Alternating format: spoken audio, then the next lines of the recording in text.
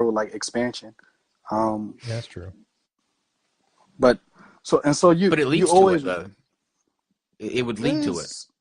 Sort of. I thought that was like in theory, right? In theory, more or less, that was like the beginning. But nonetheless, when you always come back to this in full circle, where you kind of have this: why is there something rather than nothing? And if you actually do have a philosophical nothing, you don't have anything. But yet here we are. Yet we do exist. And so for TMM. centuries and centuries. Yeah. Oh, I'm sorry, Wayne. I didn't mean to cut you off, Wayne. I'm sorry. No, but you come back to this problem in full circle time and time again, where you either have something that created everything, or you either have nothing that created everything. And then people say, oh, well, this something can't just randomly go and create this whole universe and blah blah blah. You guys have heard the arguments before, but I found those arguments. I'm perfectly fine with something coming from nothing. I have no issue with it, actually. TMM, help me out here. What am I? Maybe you can put it in better wording than I could about what we're looking for here in terms of just reason from something that we can suss out with Wayne's belief.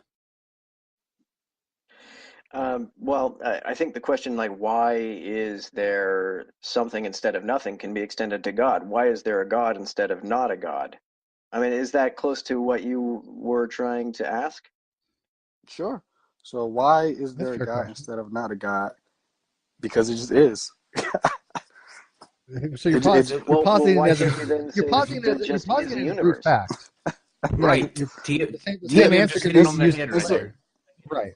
TMM just hit it on the nail, right? The nail on the head right there. Right. You can posit one as a brute fact, you can posit the other as a brute fact, Wayne.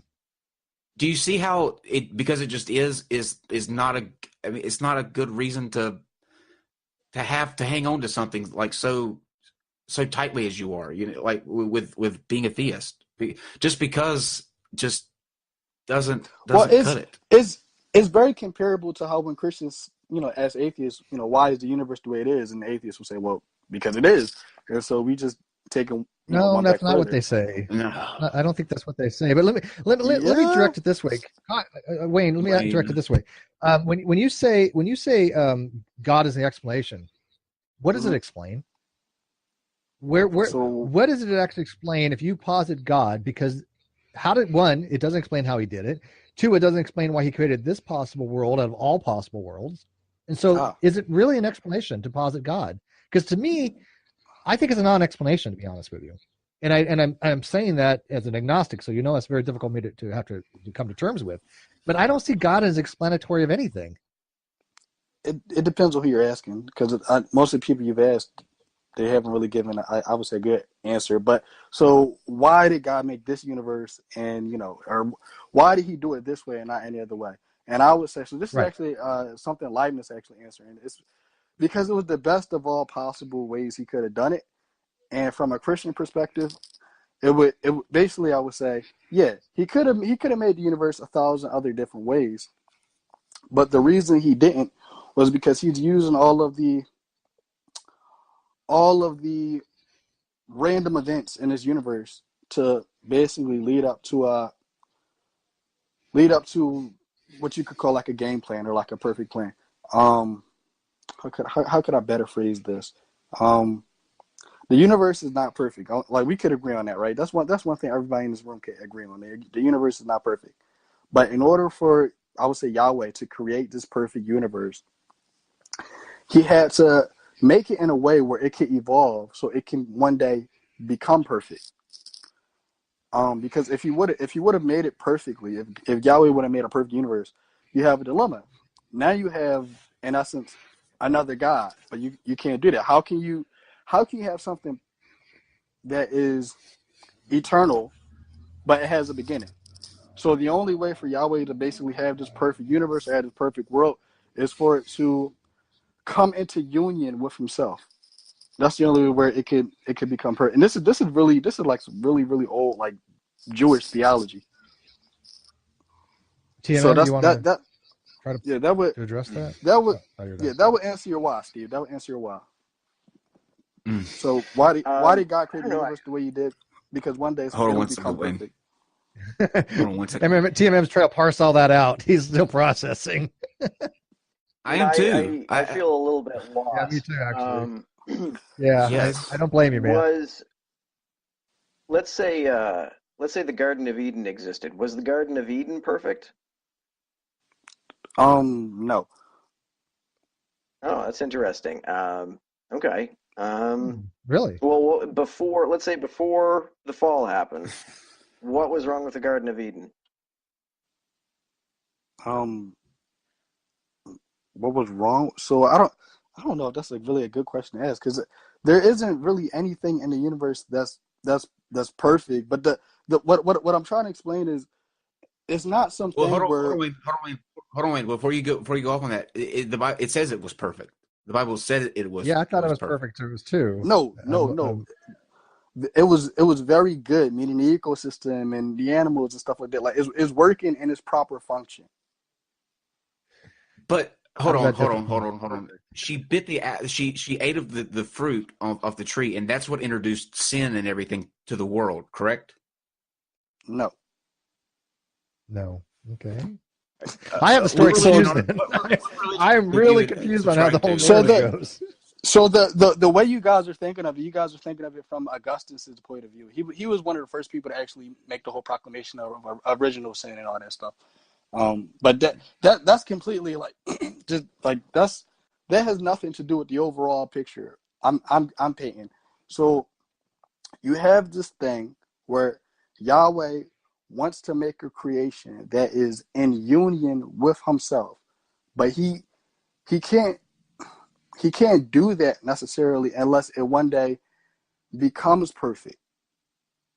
He can't make anything that is perfect. It has to become perfect by having a union with him, by becoming one with him one day. And so through this process of evolution, etc., God allows the universe to run up to a certain point to where he finally does, have this theosis with it. Well, I'm glad that you don't believe in the omnis, because a God that would do that doesn't seem to me to be both omnibenevolent and omnipotent. So God can do anything that's logically possible, but for him to just go on and make a perfect universe that it wouldn't be logically possible, because you have a conundrum, you have another Yahweh, you have another God. I'm not sure how I'm not sure if I follow how a perfect universe would require two gods. Oh, you mean that the universe itself would be a god if he created it perfectly? Yeah, in a sense. That's basically what I'm arguing. And so you can't. So anything that's perfect is a god. What the fuck? I don't know. This is Wayne. Kyle's like, am I being plugged? Am I being trolled here? This is bizarre. Okay. You can't make anything basically eternal if it has a beginning, right? If it has a beginning, it's not truly eternal. Wait, no, why not? No, hang on. Is a ray infinite? A ray has a point and a line. Yeah, you have a line segment, and you have a ray, right? And a ray starts at a point and goes off to infinity. It has a beginning, yet is infinite. But it's not eternal. Well, I mean, but it's still infinite. I mean, yeah, but with the Yahweh thing, like Yahweh doesn't have a beginning. Why can't you have a beginning and be eternal? You just can't be past eternal.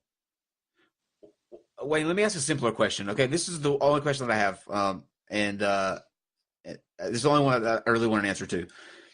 Okay, isn't it more simple to just believe things like the Big Bang happened, and it through all of that dust and matter, the world was created.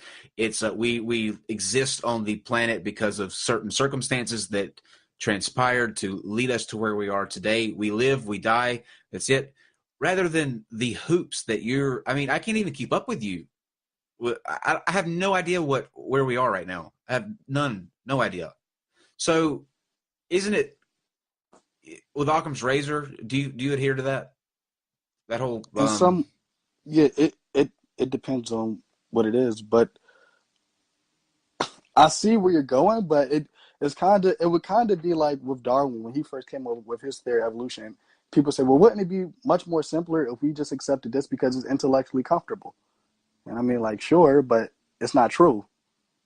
Well, it's still not intellectually comfortable, like, because there are things we don't know, and that's never comfortable. Like there are answers to even those questions that we don't know, and may never know, and that's not comfortable.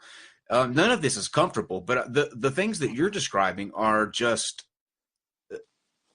beyond uncomfortable. I mean, they're just they're mind bending.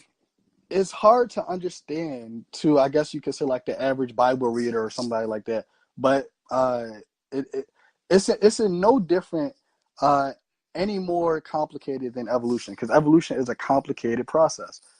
Nonetheless, we understand it very well. Yeah, right. Because it's understandable. Well, it's not just complicated; it's also really abstruse. Mm-hmm. Yeah.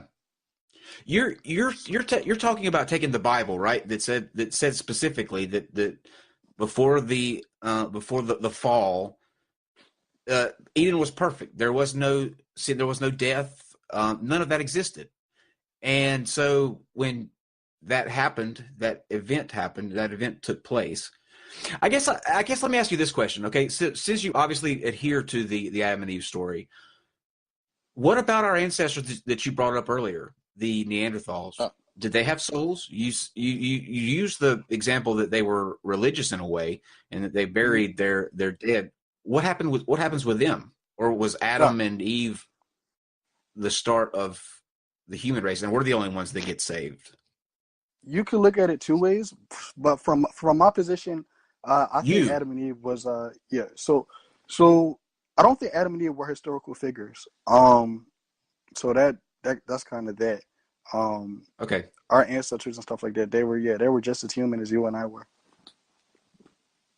Okay. All right. So that does away with the Eden thing. So you just don't believe Eden, the story of the Garden of Eden, at all? No. Okay. All right. Anywhere you want to go with that, TMM? Well, I will say that Wayne's theology is. I'm still thinking about it and trying to work it out, but I like that he has rejected a lot of things that seem quite nonsensical from a typical apologist's conception of theology and the Bible. I agree. I think that's the same thing with the flood, Wayne. Yeah, the flood, local flood, but the way that it's described in the Bible, it didn't happen that way. Okay, you don't believe? Yeah, you don't believe God wiped out the entire. Yeah, you don't believe Noah's Ark and all that crap. I mean, if there was a local flood, sure, great. But so with the Adam and Eve story and the flood story, these were stories that were passed down. Got it. Okay. All right. Go ahead. So I'm still lost. But I love you to death, Wayne, but I just can't follow. I love you to death, but I can't.